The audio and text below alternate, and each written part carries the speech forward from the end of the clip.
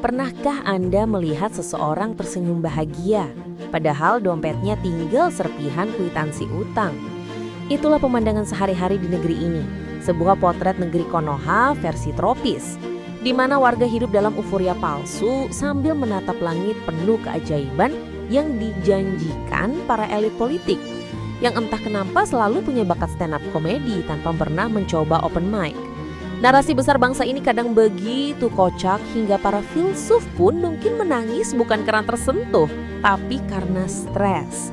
Bayangkan, negara sedang dicekik cicilan IMF, disentil utang Cina, digiring oleh impor komoditas dari negara tetangga seperti ayam broiler yang tak pernah berhenti kawin. Tapi masyarakatnya malah disuguhi dongeng bahwa ekonomi kita kuat bagaikan Hokage. Dan kalian tahu apa yang paling lucu? Banyak yang percaya. Tenang rakyatku, ujar para pejabat dengan senyum sedamai jeruk kunyi makam.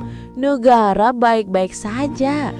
Padahal aroma bangkai korupsi sudah semerbak sampai ke langit, membuat para malaikat mungkin menutup hidung dan menjauh.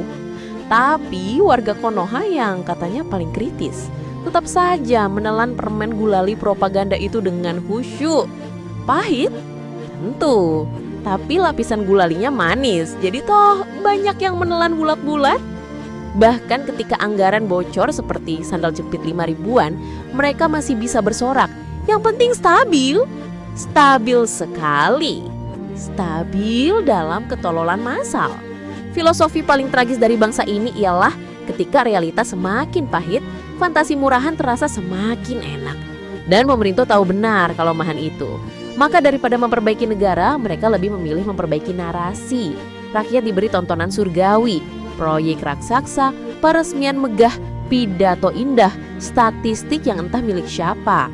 Semua itu hanya agar rakyat lupa bahwa beras makin mahal, pajak makin aneh, dan masa depan digadaikan demi proyek yang kadang tak lebih berguna dari payung di musim kemarau. Ironisnya, warga Konoha ini begitu mudah dibujuk. Cukup dengan hiburan, diskon, dan testimoni palsu dari influencer dadakan yang mendadak ahli ekonomi setelah kontrak endorse-nya cair. Mereka disuruh bangga, disuruh percaya, disuruh merasa aman. Sementara mereka tidak sadar sedang berjalan menuju jurang yang sama yang dulu membuat negara lain bangkrut. Tapi yang paling pedas dari semua ini adalah korupsi terus merajalela justru karena rakyatnya terlalu mudah dibuat bahagia. Ketika para elit mengangkut uang negara seperti memanen pisang, rakyat malah sibuk saling ejek di komentar TikTok demi membela tokoh yang bahkan tidak tahu nama mereka. Dan begitu semuanya meledak, ketika utang tak lagi bisa disembunyikan, ketika impor merusak produksi lokal, ketika harga kebutuhan terbang seperti burung phoenix, warga Konoha akan geleng-geleng, bingung, bertanya, kok bisa?